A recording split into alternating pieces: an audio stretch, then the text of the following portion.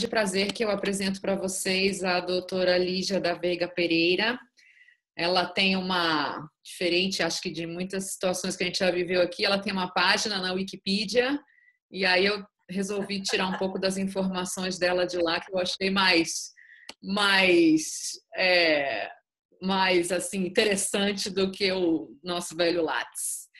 Então, a Lígia, ela é graduada em Física, diferente, né, de muito do que a gente vê das áreas da área das ciências biológicas ou biomédicas, mas ela tem essa graduação em Física.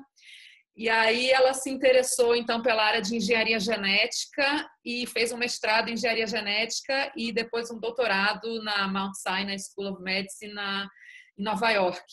E aí ela começou a trabalhar já com essa parte de doenças genéticas. Depois ela retornou para o Brasil, fez um pós-doutorado no laboratório da Mariana Zatz, no Instituto de Biociências lá da Universidade de São Paulo, identificando genes relacionados à inativação do cromossomo X.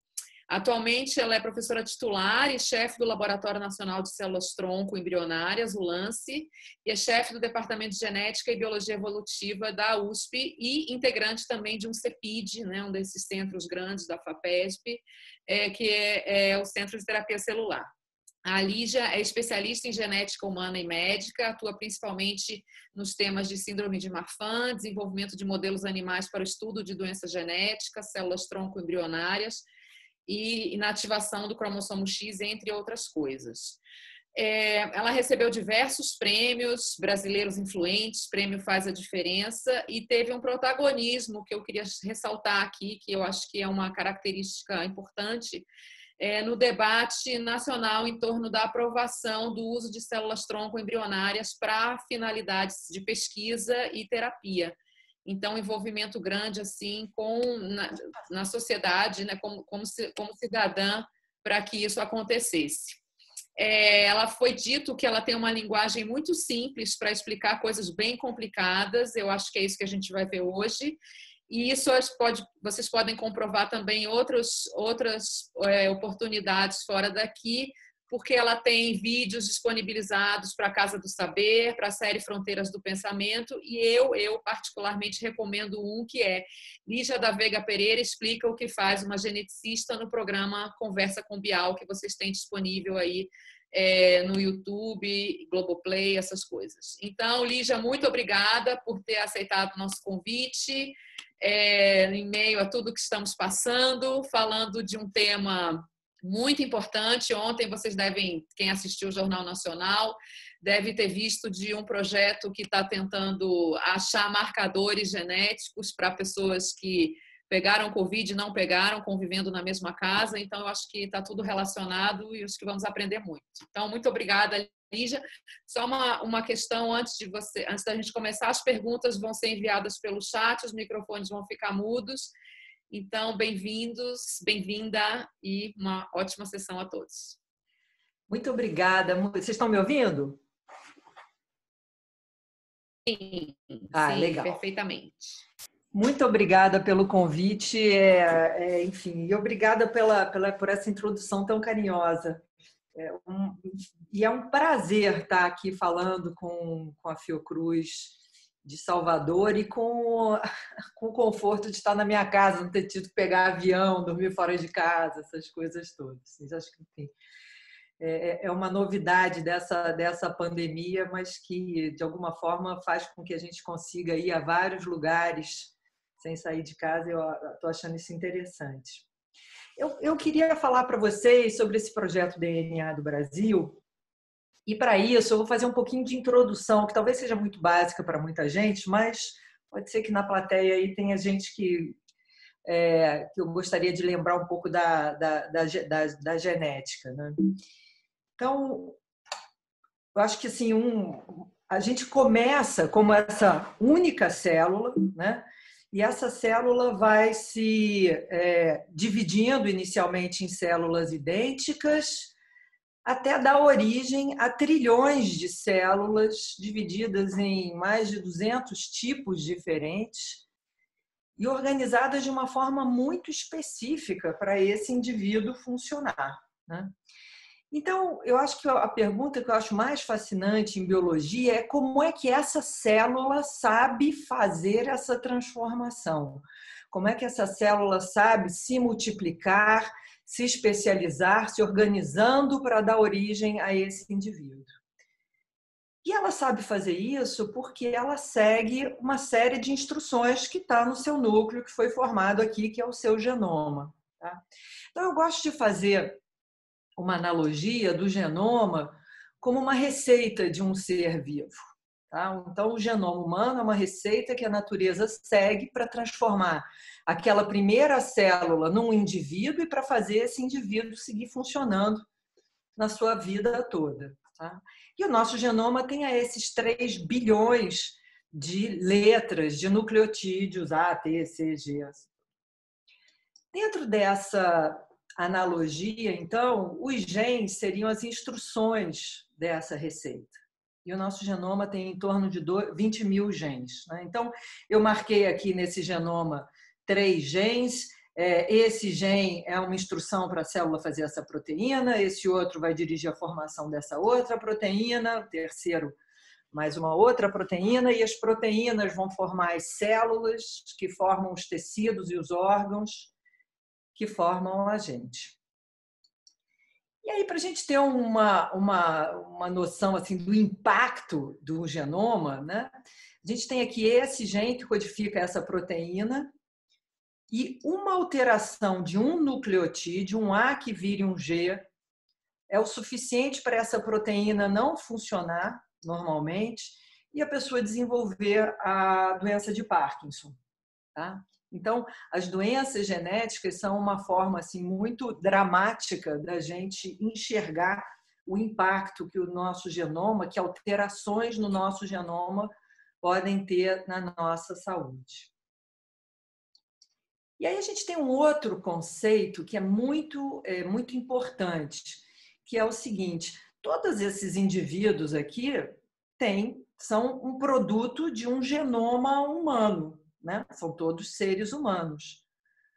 Mas o genoma dessas pessoas não pode ser idêntico uns aos outros. Né? Não existe um genoma humano.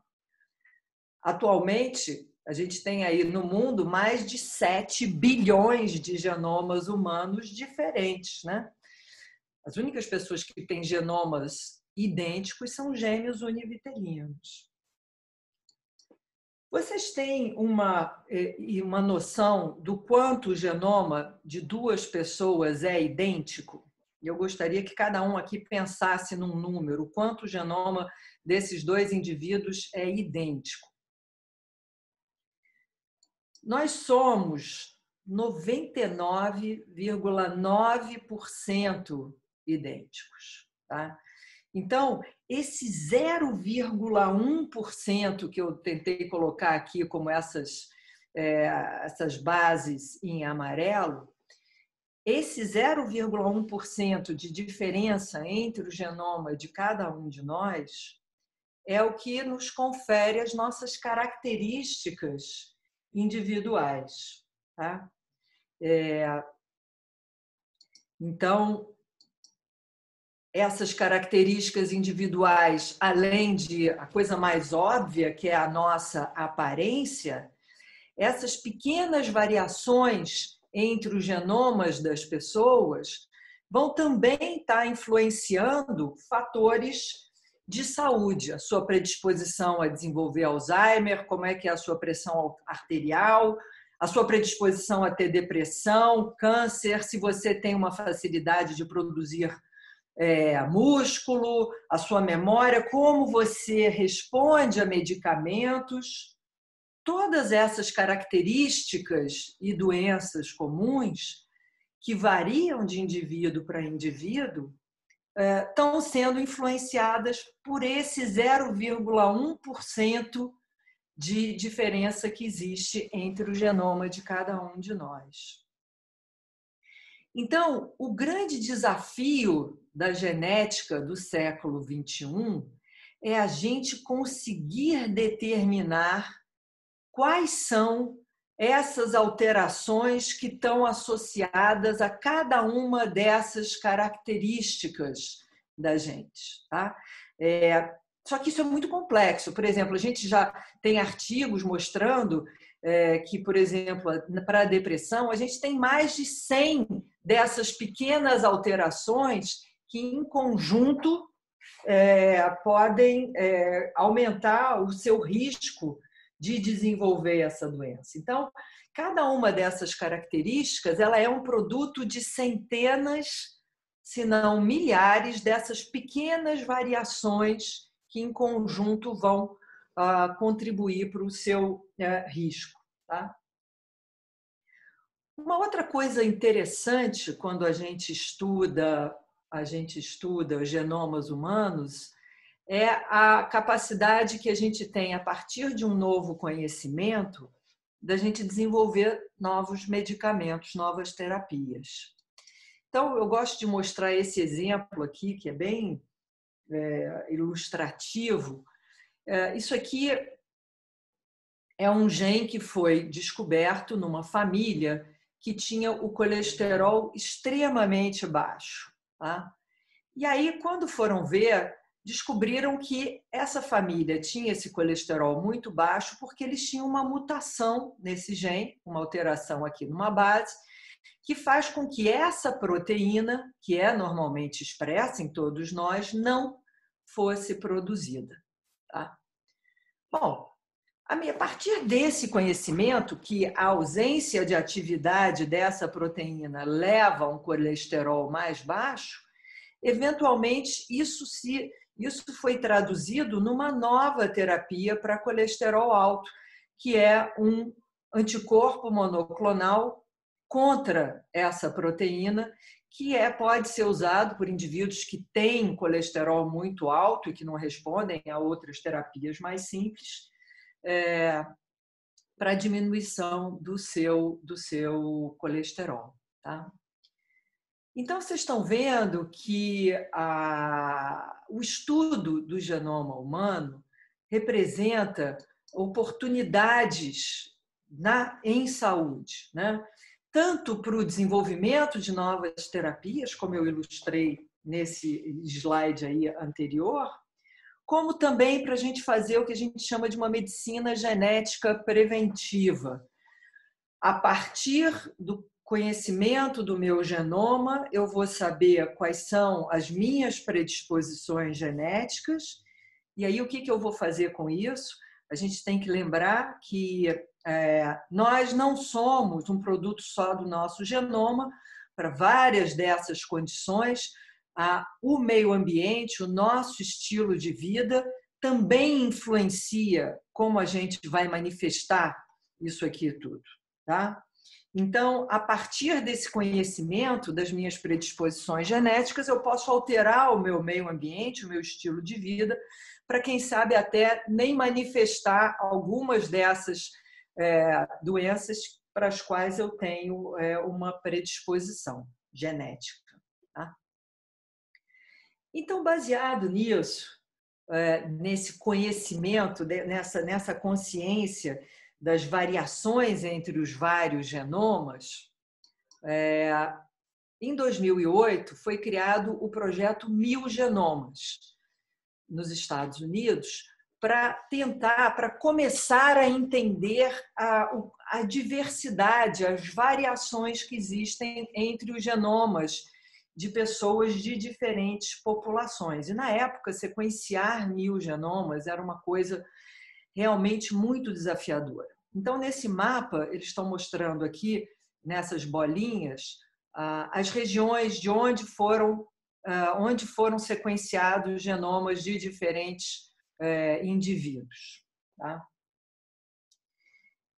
E aí, para vocês terem uma ideia, a gente está vivendo uma revolução tecnológica. Né? Esse gráfico aqui mostra o custo por genoma desde 2001 até hoje em dia. Então, o primeiro genoma humano custou 3 bilhões de dólares para ser sequenciado e demorou 15 anos. Tá? A gente, na época em que o sequenciamento do genoma humano foi proposto, a gente não tinha nem a tecnologia para isso. E então, Hoje em dia, a gente, por $1.000, em 24 horas, a gente consegue sequenciar o genoma de uma pessoa. Tá? Foi esse o salto tecnológico. E aí, isso vem permitindo, então, que a gente sequencie o genoma de milhares, de centenas de milhares de pessoas.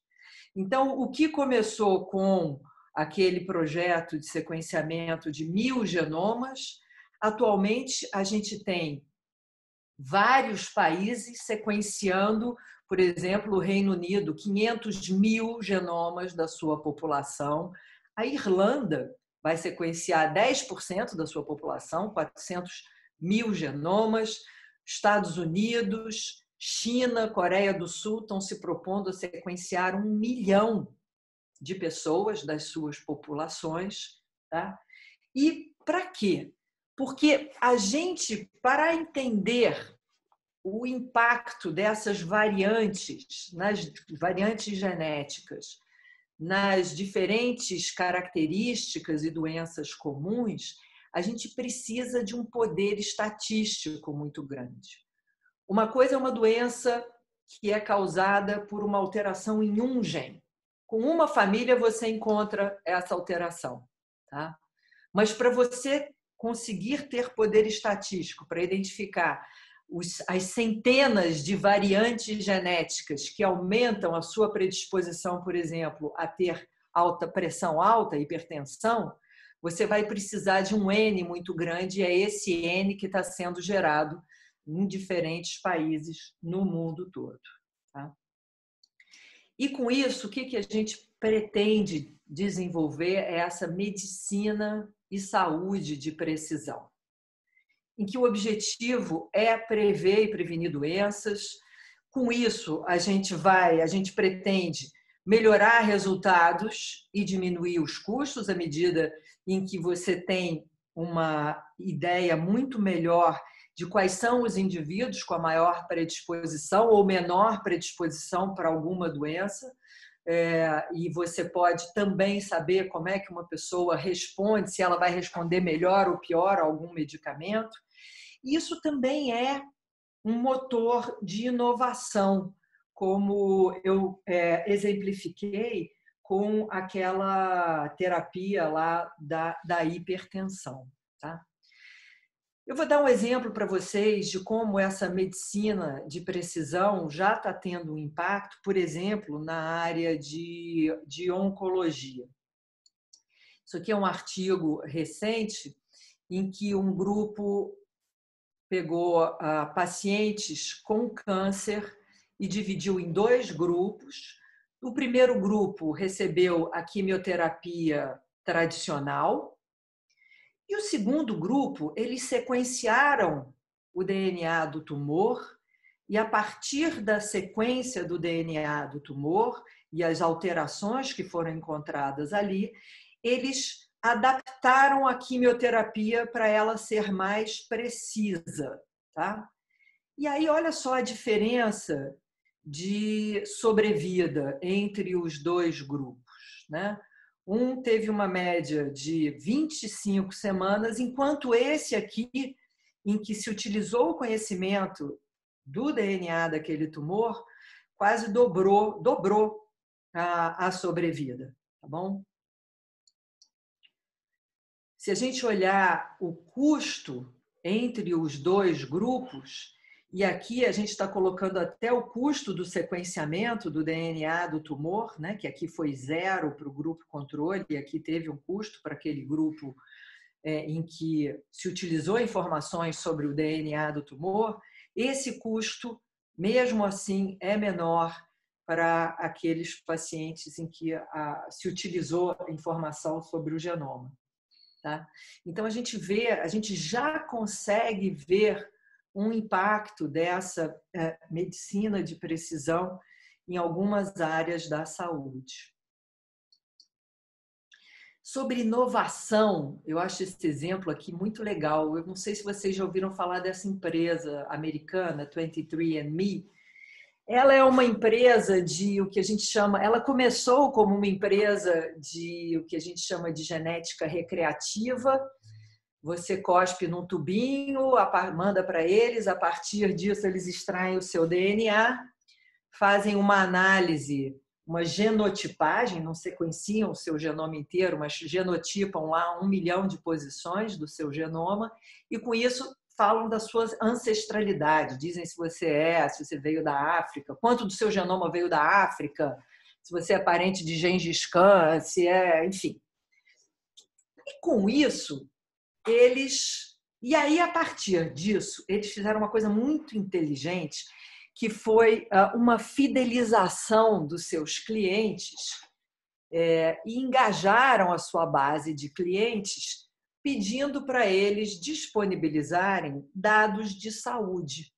Então, eles vão mandando uma série de questionários para esses seus clientes e dizendo, olha, se você quiser contribuir, você vai estar ajudando pesquisas que podem, no futuro, vir a ajudar a saúde humana, não sei o quê. E, com isso, eles desenvolveram uma base de 10 milhões de indivíduos, dos quais eles têm a genotipagem, eles têm alguma informação sobre o genoma dessas pessoas e informações sobre a saúde dessas pessoas. Tá? Vocês terem uma ideia do valor que isso tem para a inovação dentro da indústria farmacêutica, a GSK fez um acordo com eles para poder acessar esses dados de 300 milhões de dólares, para então a empresa, a partir desses dados, fazer uma análise de Big Data e usando várias ferramentas de bioinformática para poder identificar novos leads para o desenvolvimento de novas drogas. Tá? Então, essa empresa passou de uma genética recreativa para ser um motor de inovação. E esse ano eles deram mais um passo, que foi desenvolver essa expertise de análise desses dados dentro da própria empresa, e eles conseguiram, esse ano, licenciar uma molécula que eles próprios descobriram analisando os seus próprios dados. Então, isso aqui, para mim, também é uma história emblemática de como esses dados genômicos, junto com dados fenotípicos, com dados de saúde, têm essa capacidade de gerar inovação. Bom, se a gente volta para aquele gráfico, para esse nosso mapa mundi, eu acho que uma coisa que chama muita atenção é esse buraco aqui no nosso país, né? Para não dizer que não tem nada acontecendo, a gente tem sim uma iniciativa do grupo da Maiana Zatz, que me levou para a USP, em que eles estão estudando o genoma de indivíduos idosos do estado de São Paulo, procurando variantes que são mais frequentes nesses indivíduos idosos, que é uma coisa interessante. Eu tenho e estão sequenciando 1.500 desses indivíduos. Tem uma iniciativa também de outra pesquisadora da USP, que está sequenciando o genoma de índios, mas a gente não tem um programa nacional que envolva toda a população brasileira de uma forma mais representativa. Tá? E aí, olha que interessante, né? A gente tem aí, em 2019, a CEL fez um número todo dedicado ao genoma humano. E um tema importante foi a falta de diversidade nos estudos de genética humana. Então, eles fizeram um apanhado de tudo o que está acontecendo e viram que 80%, quase, de todos os genomas sequenciados e todos os estudos de genomas humanos são feitos em populações de ancestralidade europeia. Basicamente, europeus e norte-americanos. Né? A gente tem a Ásia crescendo por causa da China. Né? A China tem um desenvolvimento científico admirável, isso virou uma política nacional. Mas se a gente olhar aqui, por exemplo, a América Latina, né, a gente tem pouco mais de 1% dos genomas sequenciados são da América Latina. E aí, o que acontece? Qual é o problema da gente ter essa falta de diversidade? A gente tem dois problemas. O primeiro é uma questão ética, de para quem que a gente está desenvolvendo essa medicina de precisão. A gente já sabe que o que a gente aprende sobre as predisposições genéticas para aquelas doenças comuns, complexas, o que a gente aprende em populações caucasianas, não se aplica com tanta precisão para populações com um background genético distinto. Tá? Então, para quem que a gente está desenvolvendo essa medicina de precisão? A gente não está desenvolvendo para a população do mundo inteiro, por enquanto. Essa medicina de precisão é mais precisa mesmo para populações caucasianas. Tá? E a outra questão é a perda de oportunidade. Quando você deixa de conhecer, de estudar uma população diferente, você está deixando de fazer descobertas que possam estar escondidas dentro daquela população. E esse artigo aqui, por exemplo, mostra que a análise de genética de populações mais diversificadas aumenta a descoberta para variantes genéticas de características complexas. Né? Você aumenta as novidades que você encontra se você vai estudar populações ainda não estudadas. Né? E aí, por que é interessante? O que o Brasil tem a contribuir com isso? O brasileiro não é marciano, né? Nós somos humanos. Mas o brasileiro tem uma mistura, uma miscigenação que é muito particular. Né? Então, nós somos a junção dos índios que estavam aqui na descoberta, depois vieram os portugueses, trazendo, e mais tarde outros povos europeus vieram para cá. Esses portugueses trouxeram 5 milhões, metade dos africanos que saíram da África como escravos vieram para o Brasil. Africanos de diferentes regiões da África, africanos que nunca se encontraram no continente africano, vieram se encontrar aqui no Brasil. E a nossa colonização e a formação da nossa nação foi feita muito à base da miscigenação dessas 3 populações originais, né? Dando origem, então, à nossa população brasileira. O brasileiro não tem uma cara de brasileiro, qualquer um pode ser brasileiro. Né? Uma forma da gente enxergar essa miscigenação da nossa população é fazendo umas análises genômicas superficiais em que a gente pode pegar cada barra dessa é uma pessoa, é um brasileiro, tá? Em que eu estou analisando no genoma dessas pessoas o componente, o quanto tem do componente genômico tem origem africana, ameríndia e europeia. Então, por exemplo, esse indivíduo aqui tem mais ou menos 20% de genoma africano, uma pitadinha de genoma de origem ameríndia e um tanto outro de europeu. Já esse aqui é 98% europeu e aqui eu tenho uma pessoa que tem mais DNA africano, um bocado de DNA ameríndio e uma pitada de DNA europeu. Se eu estendo isso, e aqui de novo é a mesma análise, só que com muita gente, então cada linha é uma pessoa, e pessoas que se auto-intitulam branco, negro ou pardo. E a gente consegue ver aqui essa miscigenação e essa variação que existe entre os indivíduos da nossa população. Tá?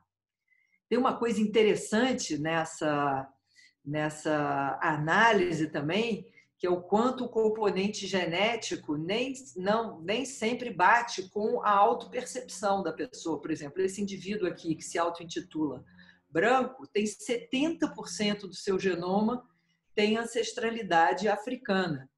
Já alguns desses aqui que se intitulam negro têm até 80% de genoma de ancestralidade europeia, né? Então, é interessante isso também. Muito bem, então, dado isso tudo, a gente resolveu criar, então, esse projeto DNA do Brasil, tá? Que visa colocar o Brasil nesse mapa do sequenciamento genômico no mundo todo.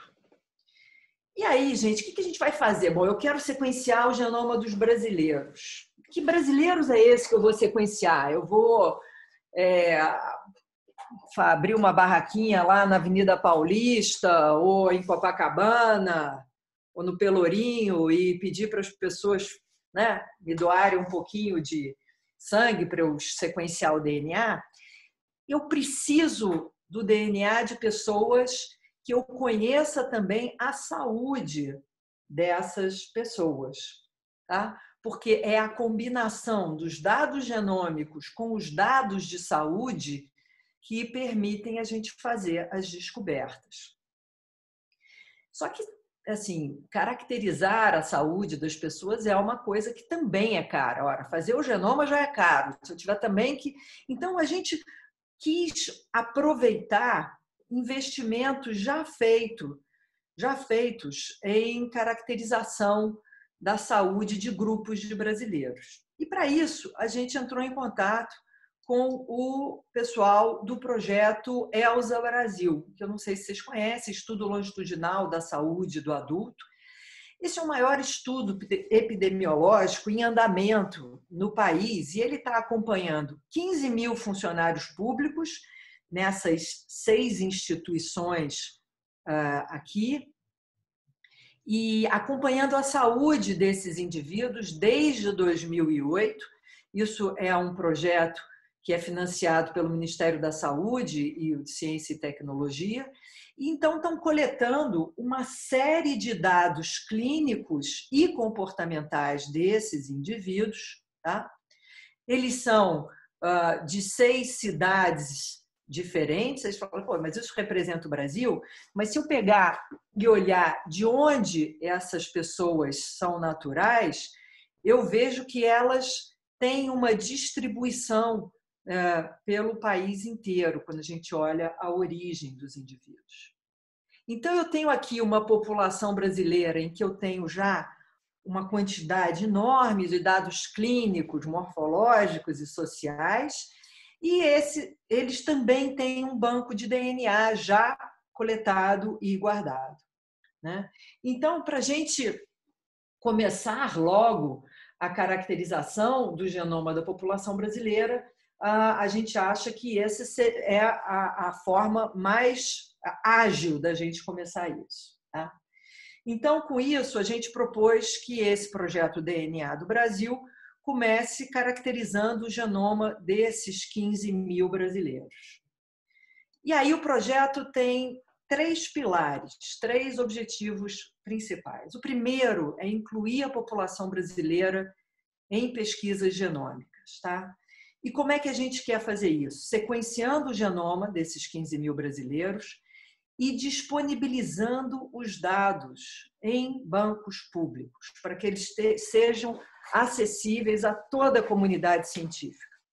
Com isso, a gente vai fomentar as pesquisas que envolvam a população brasileira. Então, nesse sentido que eu digo, isso não é um projeto da LIJ ou da USP, isso é um projeto de infraestrutura para toda a comunidade científica.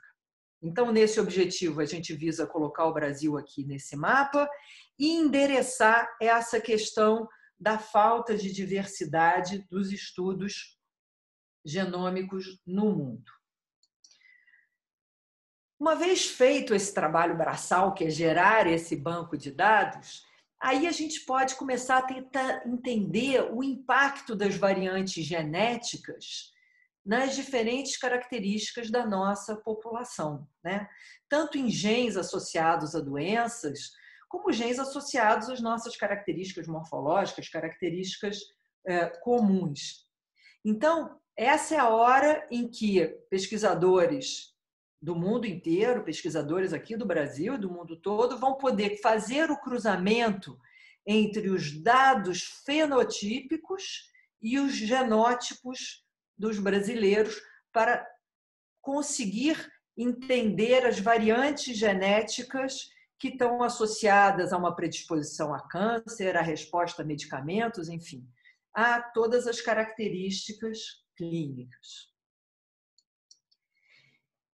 Então, esse banco de dados vai ajudar a gente a interpretar testes genéticos, seja predisposição, seja a doenças, predisposição a doenças, e a gente tem também a possibilidade de, a partir daqui, poder descobrir, fazer descobertas que levem ao desenvolvimento de novas terapias. E aí, esse terceiro pilar, que eu acho super bonito, é a gente, a partir dessa sequência, entender a evolução da nossa população, da formação da nossa população.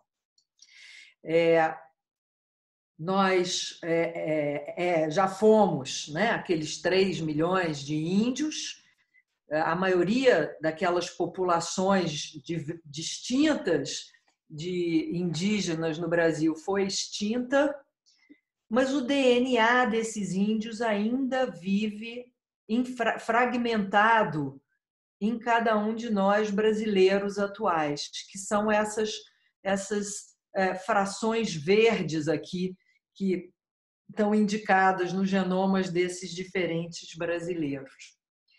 Então, quando a gente sequenciar o genoma desses brasileiros, a gente pode extrair essas frações de ancestralidade indígena e reconstruir o genoma dessas populações que foram extintas e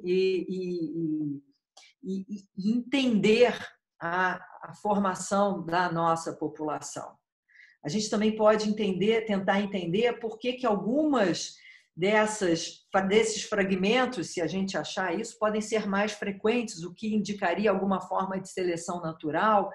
Enfim, a gente tem muito a aprender a partir daí. E a gente tem também o componente africano, e agora olhando a mesma coisa, mas olhando agora para a fração amarela nessa barra aqui, né? Eu não sei se vocês se dão conta, mas quando foi instaurada a Lei Áurea, a maior parte da documentação sobre a origem dos africanos que vieram para cá foi destruída. Então, a gente vai poder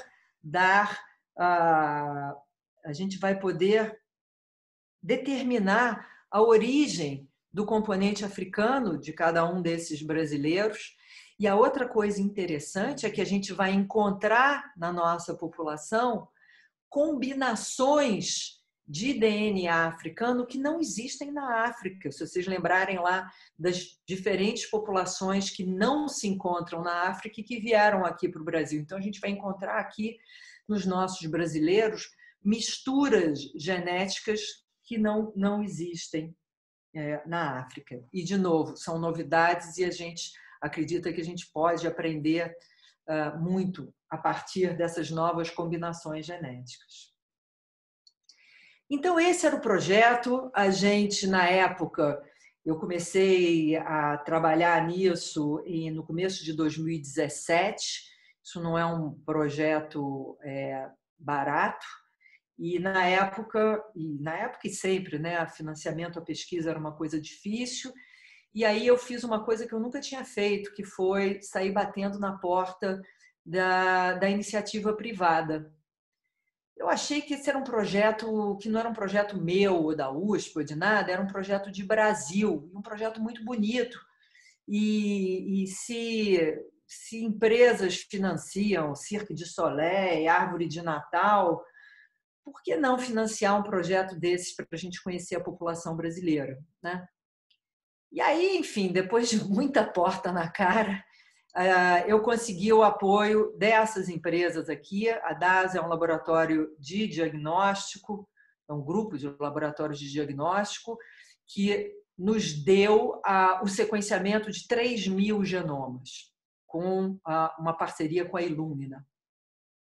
Google Cloud, e a gente não quer ter sequenciador, eu não quero ter que fazer a manutenção do sequenciador, esse sequenciador vai ser caro se eu tiver que fazer essas sequências na USP, eu quero um prestador de serviço que faça o melhor custo-benefício. Depois, uma outra parte desse projeto, que é a parte inteligente, é a análise de dados. E eu também não quero ter um servidor que vai faltar luz, que vai ter goteira, eu quero fazer isso na nuvem. E aí a Google Cloud nos deu espaço em nuvem para a gente armazenar e processar esses 3.000 primeiros genomas. E aí, com esses 3.000 primeiros genomas assegurados, a gente lançou o projeto, e aí o Ministério da Saúde, no fim do ano passado, encampou o projeto e nos encomendou ir além dos 15.000 genomas, né? Se vocês olharem aqui esse mapa do mundo e os números que tem aqui, 15.000 é um número muito bacana, mas a gente vai precisar ir mais além. Então, o nosso querido ministro Mandetta nos encomendou aumentar isso, desenhar um projeto para aumentar isso, e com isso a gente está identificando outros estudos de coortes de brasileiros já bem fenotipados para a gente aumentar o nosso banco de dados de DNAs da população brasileira. Tá bom? Então, eu queria terminar mostrando a equipe que pôs de pé esse projeto, DNA do Brasil. A professora Tabita trabalha com essas populações indígenas, o professor Diogo Maier, também lá da USP, trabalha com seleção natural, principalmente no sistema HLA. O Alexandre Pereira é um pesquisador, é um clínico e pesquisador de genética humana médica, que era lá da USP, hoje em dia está nos Estados Unidos, e todo o grupo do ELSA Brasil, que permitiu que esse projeto decolasse, tá bom? Então, eu vou parar aqui e eu acho que agora o mais legal é a gente conversar e abrir para perguntas, tá bom?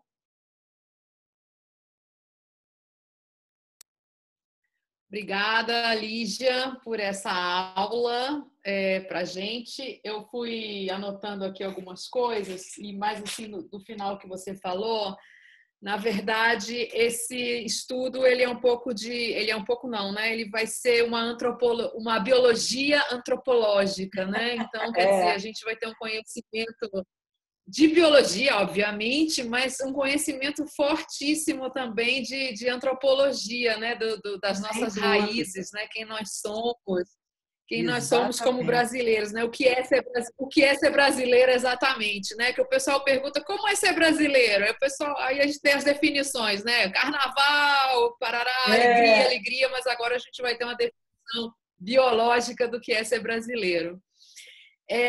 Uma outra coisa também que eu queria chamar a atenção é que a gente, quando você falou, né, que você foi batendo na porta das pessoas, das empresas para pedir recursos para o projeto inicial, né? E você levou muito não. Quer dizer, se a gente tivesse uma lei Rouanet da biologia, né? Talvez a gente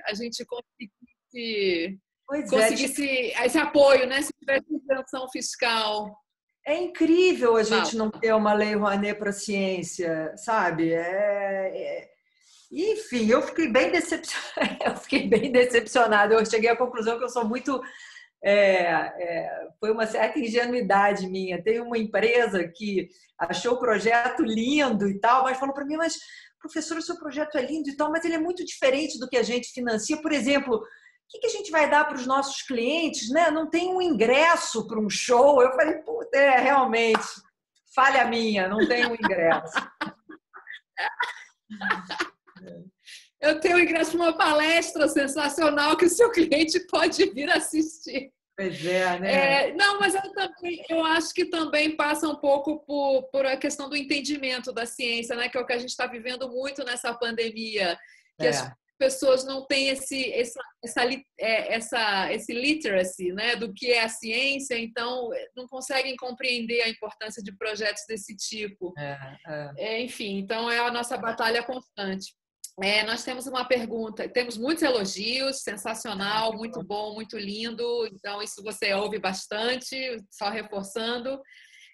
Tem um colega nosso que diz assim, estou na Universidade Federal do Vale do São Francisco, em Petrolina, Pernambuco, mas temos campi na Bahia, Pernambuco e Piauí, bem no meio do sertão, né? Como podemos dispor da nossa estrutura e vontade de contribuir para a ciência, sendo uma população, entre aspas, remota, né, aqui no nosso entorno? Então, eu acho que também tem um pouco isso dos nossos pesquisadores das federais Brasil afora, né? Como é que eles podem contribuir com isso, com a sua iniciativa? Me manda e-mail, né? Vamos ver como é que a gente inclui essas populações nesse projeto. Manda e-mail e a gente conversa, sabe? A gente está prospectando, a gente conseguiu ter um grupo tem uma Fiocruz em Roraima, não é isso?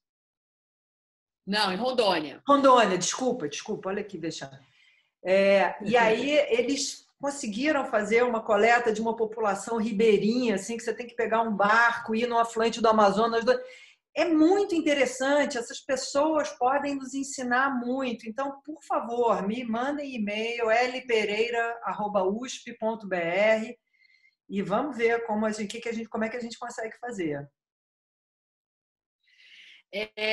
Por favor, comente como é garantida a privacidade do indivíduo e da sua informação genética. Ótimo. Essa é uma pergunta-chave nesses projetos Genoma.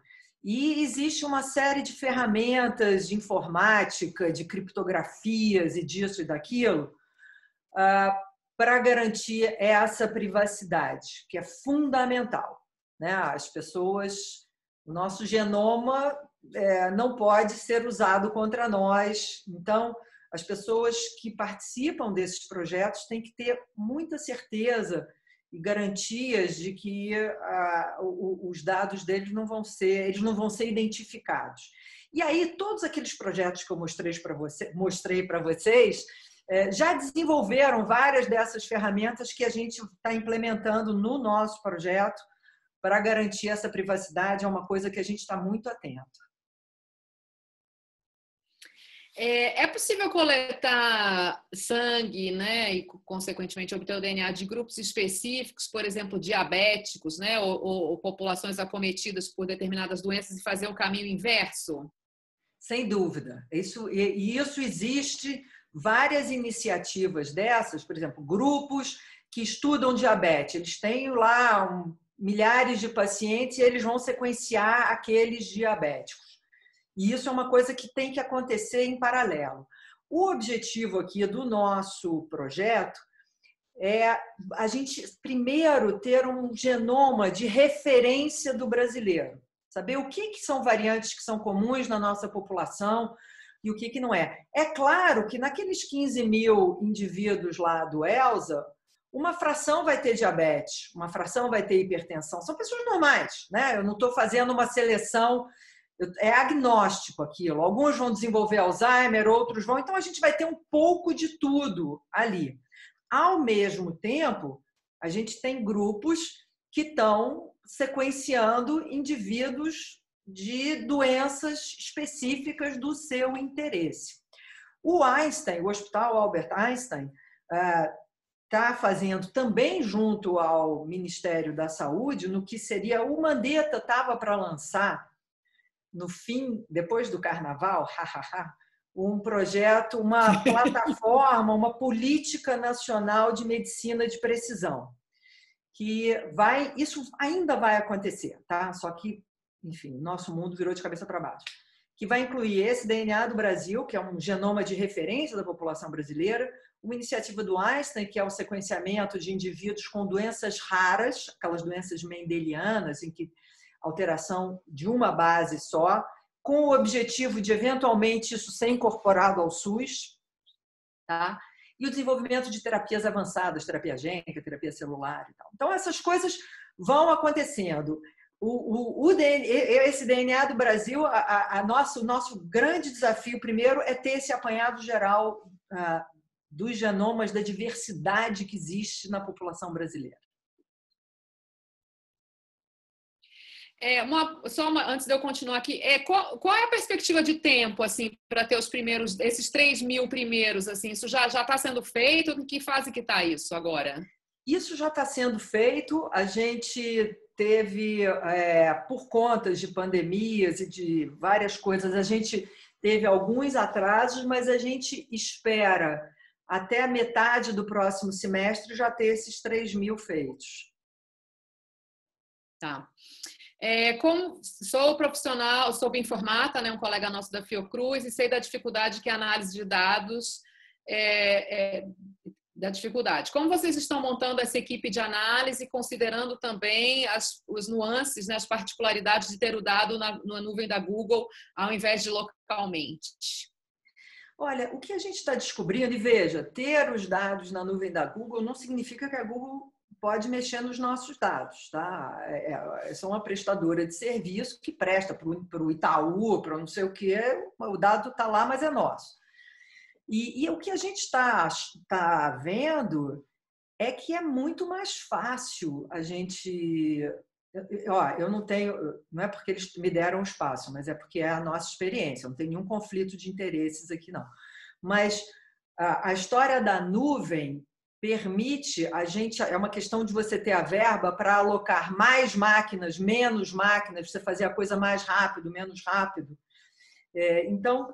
Nessas análises iniciais, a gente está tendo uma boa experiência.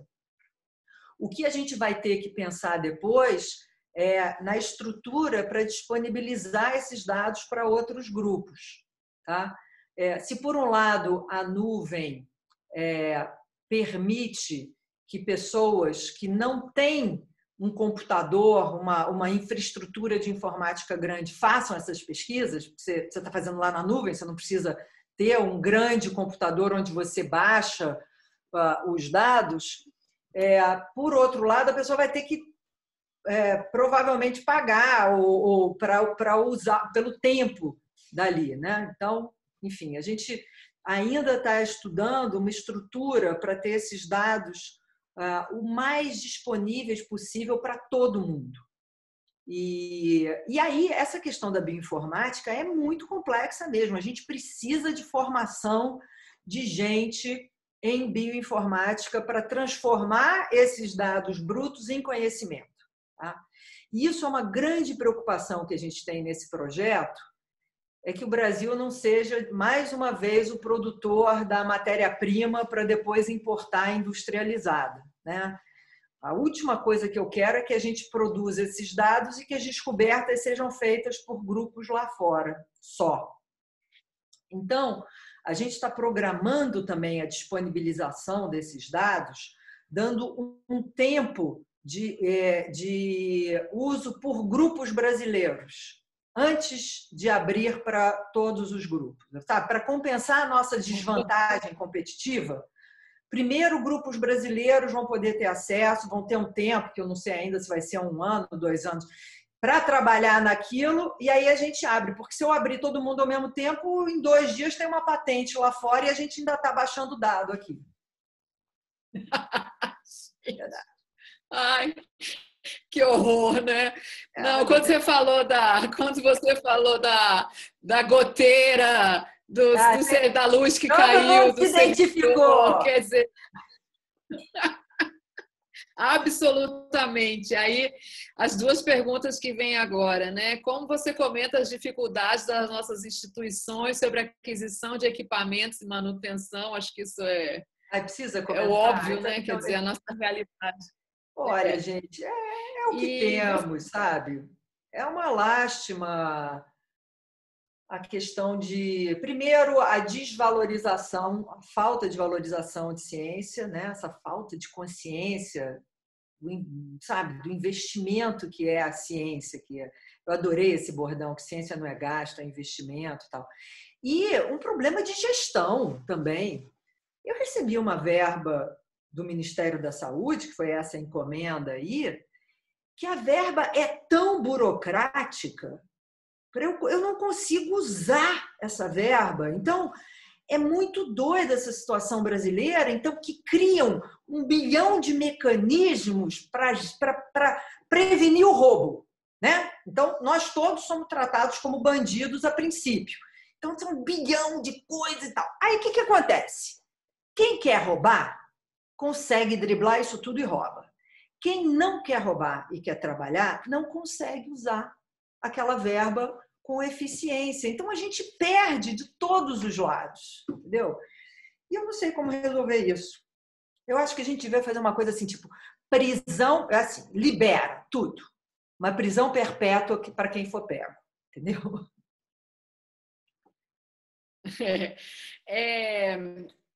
Deixa eu ver aqui. Você vê a utilização dos dados para influenciar políticas públicas em saúde, em populações específicas, tendo como base o seu perfil genético? Quer dizer, né, com o que for descoberto, será possível desenhar políticas específicas para aqueles grupos, né? Acho que era essa a pergunta. É exatamente essa a ideia, tá? E é por isso que o Ministério da Saúde e o Mandetta estava tão interessado nisso. Eles estudaram muito, viram essas iniciativas na Inglaterra e viram como o impacto que isso ter em saúde pública. Por exemplo, né? Vamos pegar um exemplo, câncer de mama. É feita toda uma conta da frequência, do risco e tal, e aí para a saúde pública você diz, olha, a mulher tem que fazer mamografia a partir dos 40 anos. E aí todo mundo é tratado da mesma forma. Tá? Só que no meio dessas mulheres todas da população, você tem uma fração que tem uma predisposição maior e que devia ter começado a fazer mamografia, sei lá, com 25. Então, você está colocando essas mulheres em risco quando você trata todo mundo igual. Por outro lado, você tem um outro extremo que pode ser que existam predisposições, o inverso, né? Você tenha uma proteção genética para o desenvolvimento e que tenha um outro grupo de mulheres ali que poderia começar a fazer essa mamografia com 50 anos. Então, você também está desperdiçando recursos com essas. Então, vocês veem que impacto que a gente conhecer essas predisposições podem ter em saúde pública. Né? Você tratar de formas diferentes essas pessoas baseado no genoma delas. E a questão também, talvez, acho que talvez se falasse do dinheiro, né, associado, como aquele trabalho que você mostrou de fazer a medicina de precisão no paciente com câncer, né, e o gasto que é fazer e não fazer. Talvez se tudo, né, se o bottom line fosse o dinheiro, talvez esse convencimento fosse mais rápido, né? Quer dizer, vou economizar recursos do SUS fazendo mamografia se eu direcionar para essas populações, né? Então, mas é exatamente isso, exatamente isso que o Mandetta viu e por isso que, enfim, isso aí era uma política do Ministério.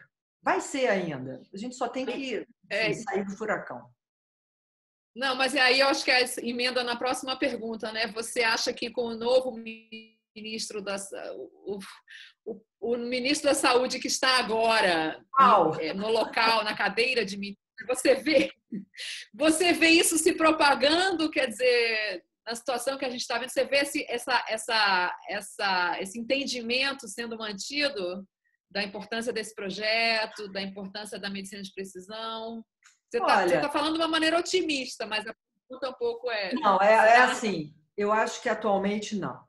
Eu, enfim, tô quase que à base de antidepressivo aqui, porque não, eu acho que a gente tem uma coisa aí urgente, mais urgente, que é essa coisa do coronavírus, e ninguém está com cabeça para genoma, medicina preventiva, não sei o quê.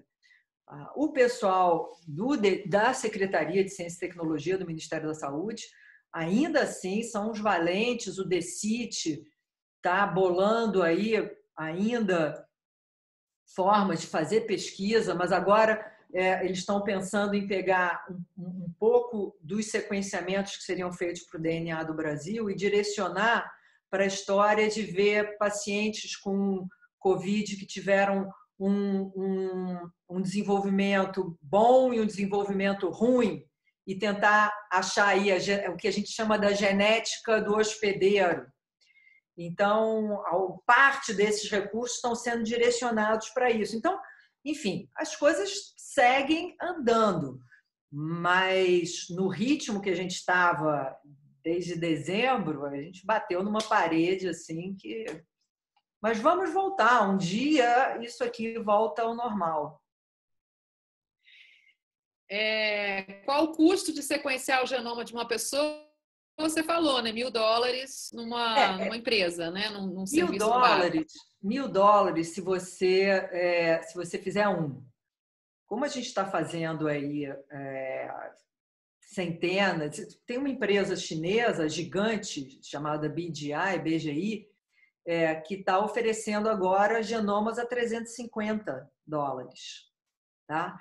E o objetivo da indústria é chegar ao genoma de $100. Então, enfim, aqui o chão é o limite, né?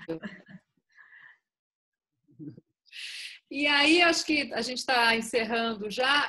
Por que iniciativas como o 23andMe não decolam no Brasil? Quer dizer, por que a gente não tem capacidade de pegar pesquisadores, montarem uma startup e fazerem que seja na universidade, usando o tempo ocioso e começar e depois isso crescer? Porque eu tenho certeza que isso teria... Assim, eu pagaria para fazer isso. Com o mote da ancestralidade, mas eu pagaria. E a gente tem uma startup brasileira, que hoje em dia já é uma empresa bem consolidada, se chama Genera, que faz isso. Faz isso já há algum tempo. Mas eu acho que, assim, para a nossa população, e quando eu falo população, a população geral, não é uma coisa barata. Tá? Eu acho que não é caro também, é R$250. Quer dizer, o que é caro, o que é barato, né? Depende da profundidade do seu bolso. Mas não é assim que qualquer um vai fazer, mas tem. E aí tem até uma empresa americana que hoje em dia também coleta aqui, se chama MyHeritage. Enfim, mas eu acho que não decolou porque é difícil a gente acessar a nossa população toda, né? Do ponto de vista econômico, do ponto de vista de educação também, da população entender o que é isso, entender o produto, né? Não, eu estava falando assim, não da gente fazer da população toda, né? Mas assim, as pessoas interessadas, como o marketing que a 23andMe fez, né? Que estava vendendo até pela Amazon, quer dizer, porque é biotecnologia, desenvolvimento nacional, né? Quer dizer, então quem tem interesse, quem entende minimamente, fala, eu vou fazer, vou dar de presente para minha família no Natal, conheça a sua ancestralidade, né? Alguma coisa assim, porque isso movimenta nossa ciência, movimenta nosso entendimento, enfim. Eu acho que talvez falta um pouco de propaganda. Eu acho que é isso. Acho que agora, então, vamos fechar com uma última pergunta. Comente no contexto da pandemia a questão do Covid na população de indígena e a ameaça aos povos isolados. Eu acho que a gente pode encerrar, então, com... O que você acha, né, dessa questão desses povos isolados em termos de resistência, né? Isso aí eu vou responder, enfim, não é a minha especialidade. Mas é um horror a gente pensar que esses povos... Agora, de repente, se eles têm uma resistência maior, aí vai ser interessantíssimo a gente ir lá e sequenciar eles e entender o que tem no genoma deles que é diferente de outros, né? Então, se acontecer isso, vai ser um show, tanto do ponto de vista deles estarem seguros e com saúde, vivos, quanto do ponto de vista da ciência. Se não, vai ser um desastre. Vai ser, enfim, nós de novo seguindo fazendo mal a essas populações originais daqui. Bom, Lígia, muito obrigada. Então, de novo, você recebeu muitos elogios, todo mundo gostou bastante. Acho que foi muito interessante e uma visão que a gente não tem, como eu te falei, né? Nossa Fiocruz muito voltada para doenças infecciosas, nossa origem é a patologia, temos grupos trabalhando em áreas novas, temos bioinformatas, pessoal trabalhando com câncer, mas enfim, muito importante conhecer esse projeto e poder apreciar, né, a importância da gente conhecer a nossa origem. Então, espero que a gente possa ter uma oportunidade no futuro para te ver pessoalmente, né? Aproveitar Salvador, quem sabe. Muito obrigada. É uma delícia. E antes de encerrar, eu queria dar um aviso que é semana que vem, então, para os colegas Fiocruz, nós vamos ter a sessão científica normalmente e depois a gente vai ter uma sessão em seguida para anunciar os premiados da iniciação científica, que vão receber suas menções, etc. Vamos continuar com essa premiação que é importante para a nossa futura geração de cientistas. Então, vocês fiquem ligados. Semana que vem vamos ter a sessão científica e uma sessão ainda para essa premiação. A palestra da Lígia vai estar disponível no canal no YouTube a partir de segunda-feira para vocês verem, reverem e divulgarem. E muito obrigada, então, Lígia. Tenha um excelente final de semana. Obrigada a todos e todas pela presença e sigamos em casa. Tchau, gente. Obrigadíssima aí pela oportunidade. Tchau, tchau. Tchau.